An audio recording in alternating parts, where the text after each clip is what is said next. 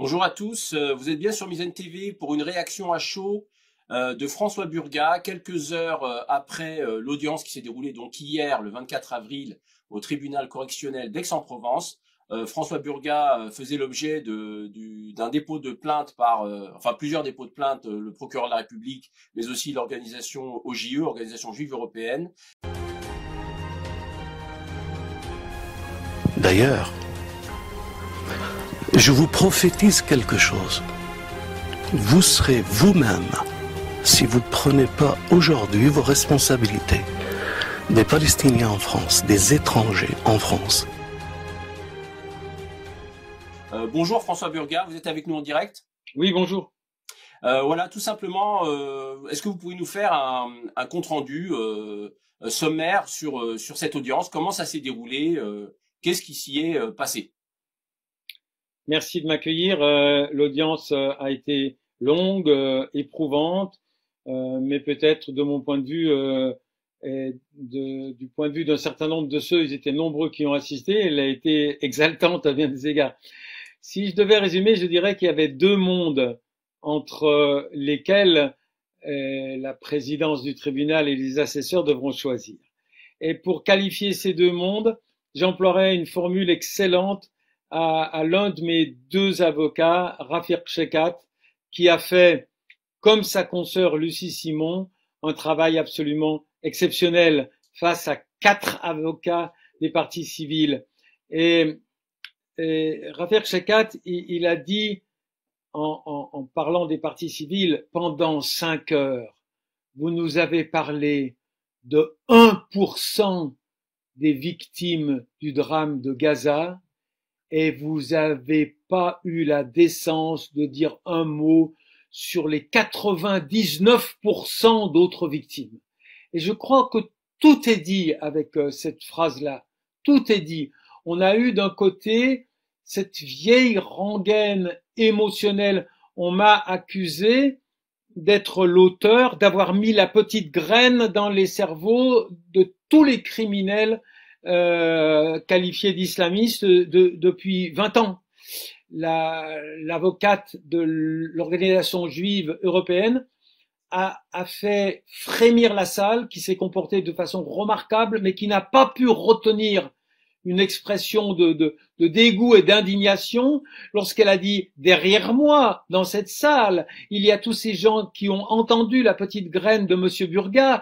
Je ne dis pas qu'ils vont passer à l'action un jour, mais… » Et là, la salle a frémi, et c'est la seule fois où la présidente a dû menacer d'évacuer la salle, parce que le reste du temps, les gens étaient extrêmement calmes. Donc voilà, la tonalité, c'était ça, ces deux mondes qui ne se reconnaissent pas, sachant que celui auquel j'appartiens ne nie pas la réalité du 1% de victimes, n'a jamais cherché à l'édulcorer, à l'euphémiser, mais reste outragé par l'arrogance avec laquelle, avec le même vieux logiciel de l'antisémitisme supposé. Alors, antisémitisme, je ne sais pas si vous connaissez le dernier sur la liste du point de vue de la LICRA, c'est un certain Emmanuel Macron. Il a été explicitement qualifié d'antisémite par le compte Twitter de la LICRA après qu'il eut évoqué la possibilité de reconnaître un État palestinien. Bon. Alors voilà, et puis bon, une autre dimension qui était stupéfiante, c'est le tiers de mon inculpation, il porte sur un chapitre de mon livre Comprendre l'islam politique, qui a été publié il y a 9 ans, d'accord, il y a 9 ans, traduit en plusieurs langues, 2, 3, 4 langues, d'accord, qui n'a jamais fait l'objet de la moindre plainte au moment de sa publication. Et Maître Chekhat, là, s'est donné les moyens de vérifier, il dit, mais est-ce qu'il s'est déjà produit dans l'histoire de France qu'un livre fasse l'objet d'une plainte 9 ans après sa publication? Et, sous réserve que quelqu'un nous contredise, il a échoué à trouver la moindre occurrence.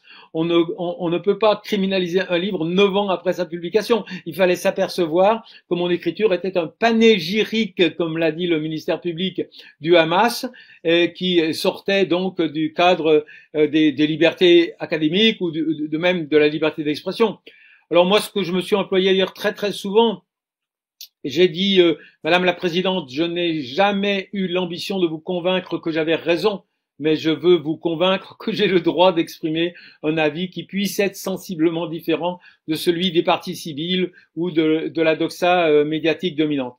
Eh bien, bon, il ne m'appartient pas du tout de préjuger de l'issue de ce procès, mais je sais, bon, si je veux être optimiste, je sais que la justice est capable du pire parfois, mais du meilleur aussi. Si je veux être pessimiste, je dirais qu'il y a eu des précédents au cours des semaines écoulées où des tas de gens qui n'avaient pas le privilège de s'appeler François parce qu'ils s'appelaient Mohamed ont été condamnés, pour certains lourdement, sur la base de dossiers qui n'excédaient pas le mien, c'est-à-dire le seul fait de dire, de répéter et de redire que les actions du Hamas, même si elles ont eu une dimension inacceptable, si elles touchent des civils, ont eu lieu dans un contexte qui est celui de l'occupation illégale de la Palestine. Eh bien, cette seule formulation de nos jours, qui enverrait le général de Gaulle en prison, hein, puisqu'il a dit exactement la même chose, qui enverrait Stéphane Hessel en prison, puisque Stéphane Hessel a redit explicitement la légitimité de la résistance armée des Palestiniens. Eh bien, voilà ce qui fait poser le doute aujourd'hui, qui me rend prudent. Il est assez vraisemblable que nous aurons allé en appel. Nous le saurons le 28 mai prochain. Qu'est-ce que vous encourez, François Burga, au terme, c'est-à-dire soit une relaxe, et en cas de condamnation, qu'est-ce qui est prévu? 8 mois de prison avec sursis, 4 000 € de dommages à intérêts, auxquels s'ajoutent tous les dommages à intérêts de toutes les nuances du sionisme français qui étaient présents à l'audience. Alors, juste une dernière question. Est-ce que pour vous, ce procès, c'est aussi le procès de la liberté de recherche? Puisque vous mentionnez vous rappeliez qu'un tiers des chefs d'accusation qui ont été portés contre vous concernaient des publications scientifiques de votre part. Je rappelle que vous êtes un des grands spécialistes français de l'islam politique et que vous êtes reconnu comme tel. Donc, est-ce que pour vous, la liberté de recherche, aujourd'hui, est l'un des enjeux essentiels de ce procès? Bien sûr, elle était au cœur. Et ça, Rafik Chakat l'a très bien dit. Il a dit, un tiers de vos accusations portent sur un bouquin. Pas une seule fois, vous avez même mentionné le titre de ce livre. Pas une seule fois, vous nous avez dit un mot de ce qui était répréhensible dans ce livre. Mais évidemment, ils ne pouvaient pas aller sur ce terrain-là, parce qu'ils sont perdus d'avance. Mais ils ont quand même pris appui sur le fait de qualifier un registre parfaitement analytique des conditions dans lesquelles du Hamas a été dépouillé de sa victoire électorale de 2006,